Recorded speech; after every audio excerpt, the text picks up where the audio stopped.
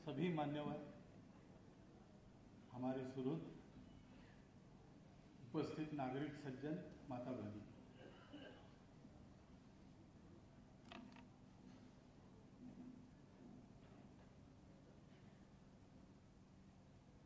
कर्तृत्व संपन्न लोगों के चरित्र लिखे जाते हैं।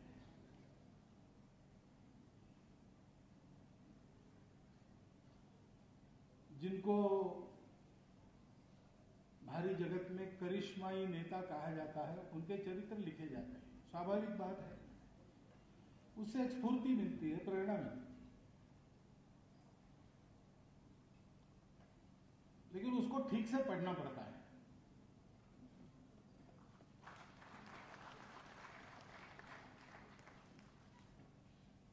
क्योंकि जैसे अमित भाई ने कहा कि गुजरात के मुख्यमंत्री बनने तक की जीवन यात्रा नरेंद्र भाई की हम स्वयंसेवक और कार्यकर्ताओं के लिए है।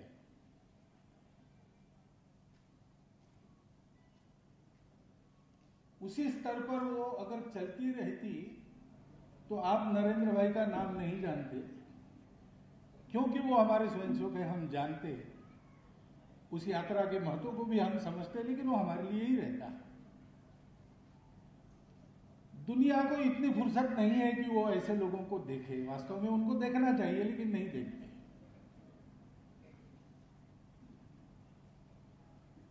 गुजरात के मुख्यमंत्री और बाद में भारत के प्रधानमंत्री, ये यात्रा सारी दुनिया में गूंज रही है और बहुत लोग उसको जानना चाह रहे हैं।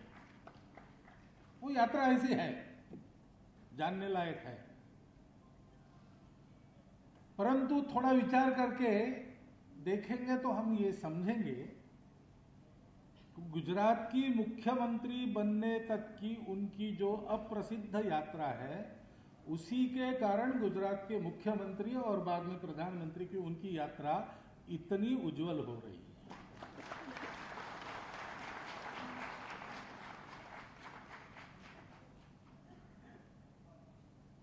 चरित्रों को लिखने का काम, लिखने के लिए तो कोई भी कर सकता है,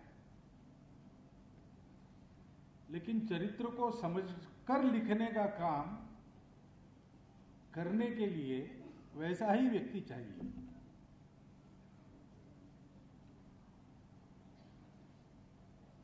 मेरी जानकारी में नरेंद्र भाई का ये कोई पहला जीवन यात्रा का वृत्तांत नहीं लिखा जा रहा, इसके पहले भी आए हैं छोटे मोटे, लेकिन इसके प्रकाशन में पाठक जी ने सोचा कि मैं इस पुस्तक का लोकार्पण करूं और मैंने हाँ कही। सामान्यतः मैं नहीं जाता हूं, इसमें मैंने हाँ की,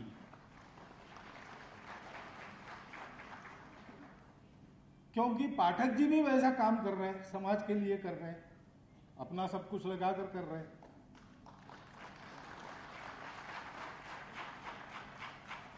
और वो भी अब प्रसिद्ध हो रहा है, तो प्रसिद्धि के प्रकाश में रहकर भी अपने व्रत को निभाते हुए चलना, जैसा नरेंद्र भाई कर रहे हैं। नरेंद्र भाई एक व्यक्ति के नाते, एक स्वयंसेवक के नाते, एक कार्यकर्ता के नाते गुजरात के मुख्यमंत्री बनने के पहले जैसे थे वैसे आज भी है। सारी दुनिया में नाम हो रहा है, लगातार प्रसिद्धि हो रही वगैरह, इसका परिणाम उनके व्यक्तित्व पर, कर्तृत्व पर, नेतृत्व पर नहीं है। ऐसा पाठक जी का भी है, तो उनकी इस यात्रा को वो समझ सकते हैं। और समझने वाला व्यक्ति जब लिखता है, लोग पढ़े इसलिए ये सब बातें लिखनी पड़ती है, लेकिन उसके साथ और भी कुछ लिखा होता है। कदाचित लिखा नहीं होता है, लेकिन बिटवीन द लाइन्स हमको पढ़ना पड़ता है। आज हम इस चरित्र को उस दृष्टिकोण से पढ़े, इसकी आवश्यकता है। नरेंद्र भाई के लिए नहीं, हमारे लिए है। क्योंकि 1500 वर्षों से नीचे जाते जाते अपना देश जहां पहुंचा, वहां से उसको 1000-2000 वर्षों के पहले वो जो था उससे भी ऊंचा बनाना है।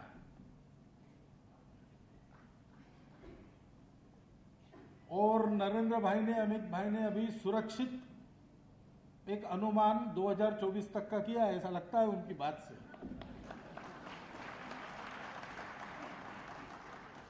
लेकिन ये काम तो और करना पड़ेगा। बहुत सी बातें हैं, सब बातें सरकार नहीं कर सकती। समाज के एक एक व्यक्ति को वैसा तैयार होना पड़ेगा।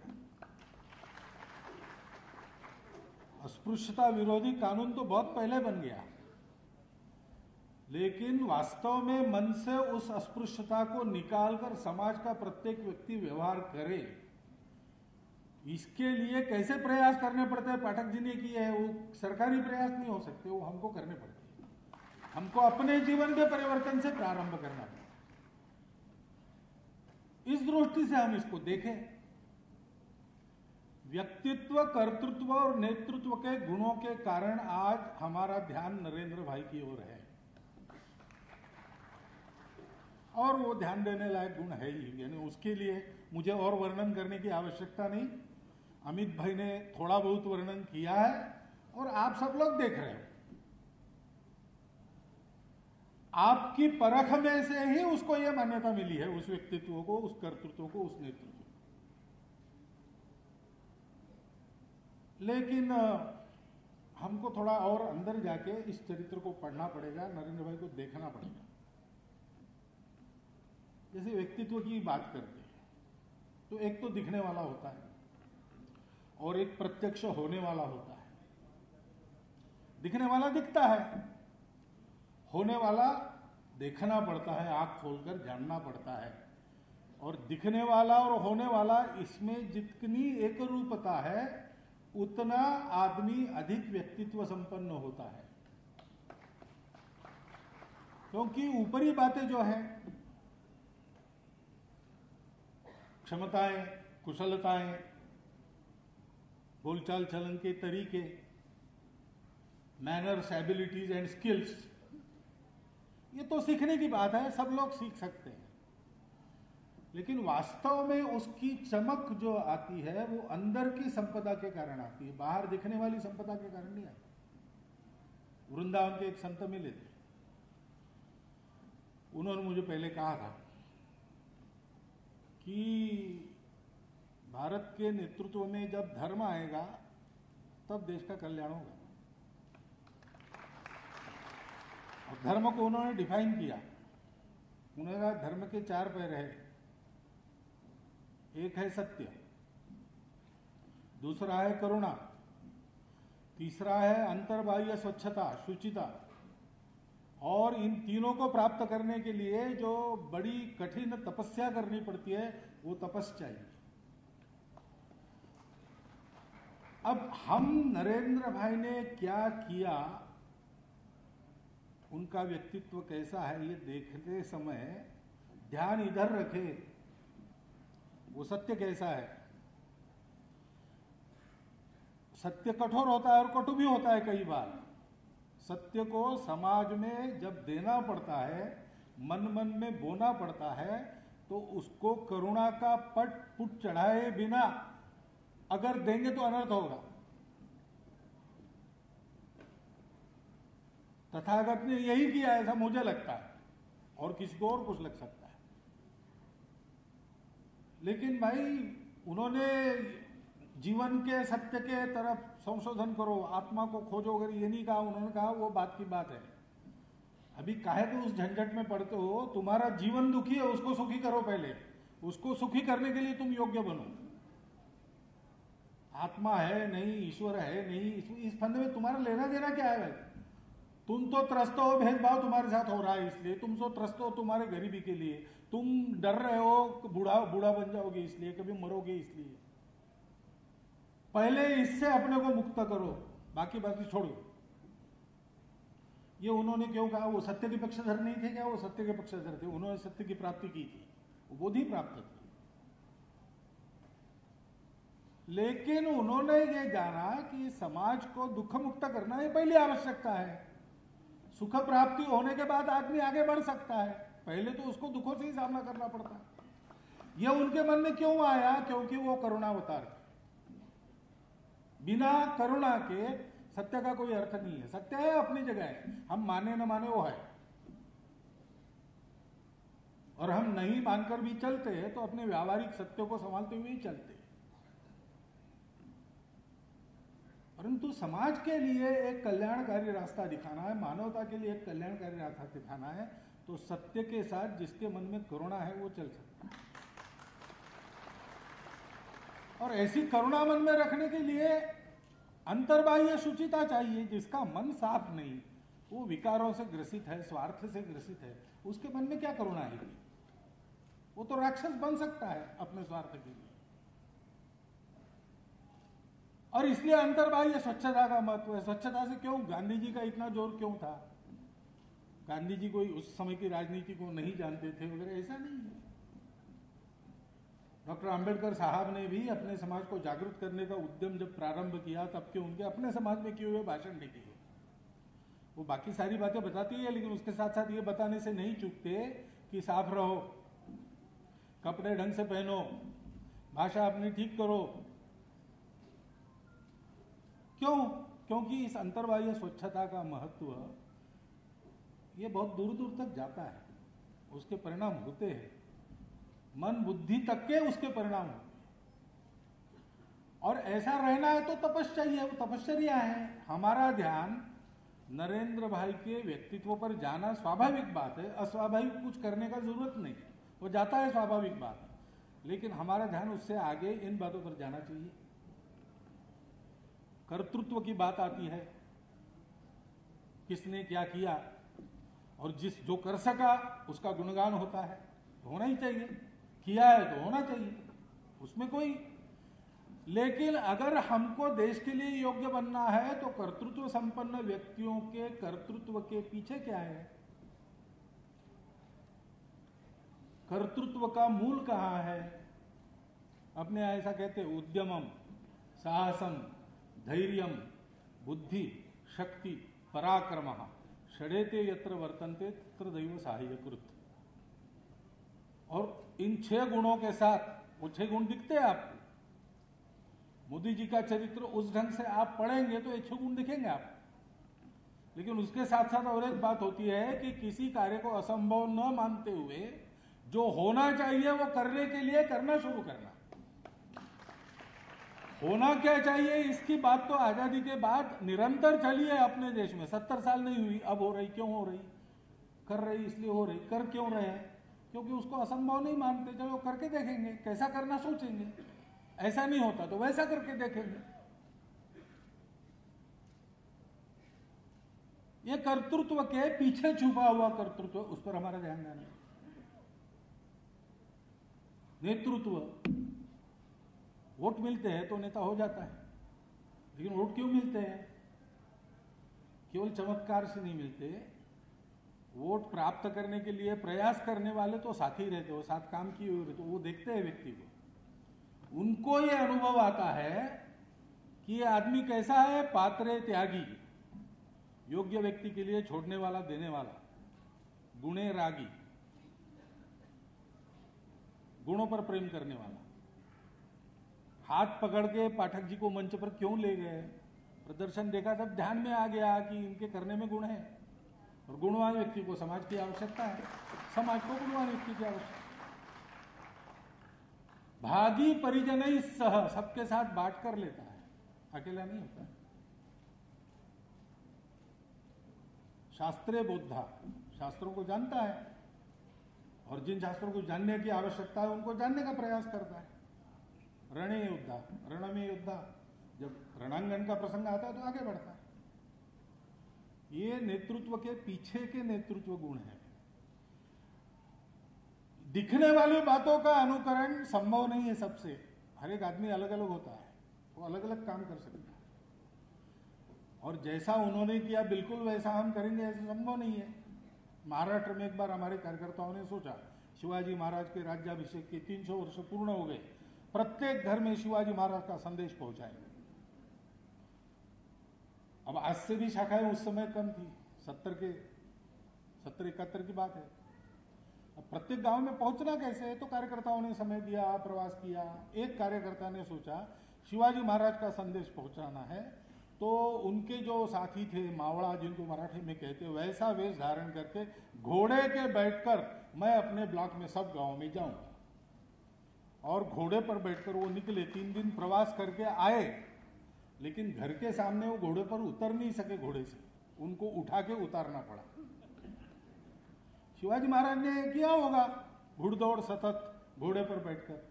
ऐसी घुड़दौड़ आज के तारीख में हम कर ही सकेंगे ऐसा नहीं है। कब कर सकेंगे, जब ये नेतृत्व के पीछे, व्यक्तित्व के पीछे ऐसे गुण हैं, उनको हम देखेंगे।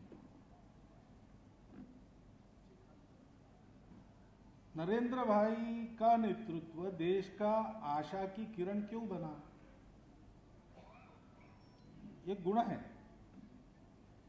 वो गुण आदमी को चमकाते हैं, लेकिन उस चमक दमक में आदमी बह नहीं जाता, अपना काम ठीक करता है। इसका कारण क्या है? उसके पीछे भक्ति रहती है, राष्ट्रभक्ति रहती है। और भक्ति से आदमी काम करता है।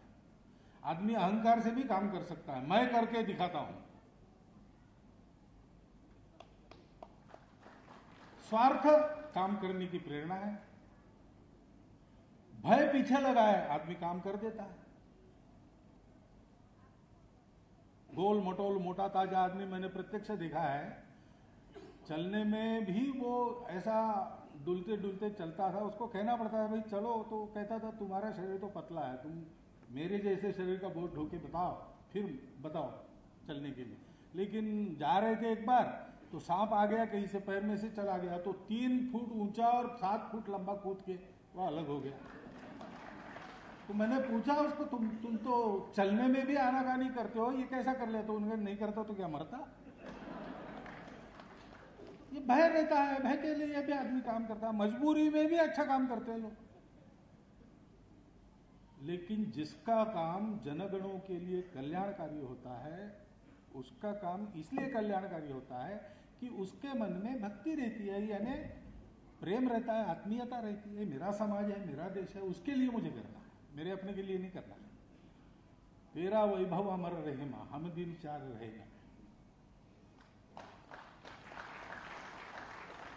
और उस आत्मीयता में मोह नहीं रहता किसी के प्रति, उस आत्मीयता में तत्वनिष्ठा रहती है। देश के भले के लिए जो उपयुक्त है वो मेरे लिए उपयुक्त है, मेरी अपनी रुचि अरुचि कुछ भी हो, देश के कल्याण के लिए आवश्यक है, हम जोड़ेंगे। श्रद्धा रहती है, कुछ अच्छा होगा, निराशा नहीं रहती। निराशा की मनस्थिति आई थी समाज में, उस मनस्थिति से निकाल क्यों सके देश को? इसलिए कि जो सारे प्रयास करने वाले लोग थे, उनके मन में ये श्रद्धा थी, ये देश मिटेगा नहीं, ये देश बढ़ेगा। इसका एक चिरंतन जीवन कार्य है। वो जीवन कार्य समय समय पर संपन्न करने के लिए इसको बलवान बनना ही पड़ेगा। इसको मरने की अनुमति नहीं है नियति की। इस श्रद्धा को लेकर साथ चले हैं।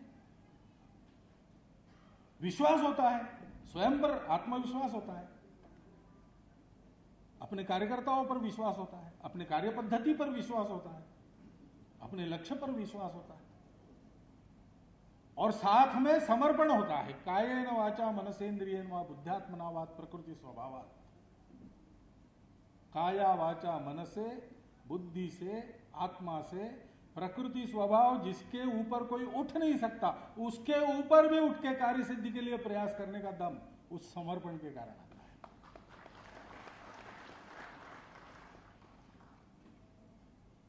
ये भक्ति सीखनी चाहिए, ये भक्ति देखनी चाहिए, कितनी है, कहां है, खोजनी चाहिए, उससे सीखना चाहिए।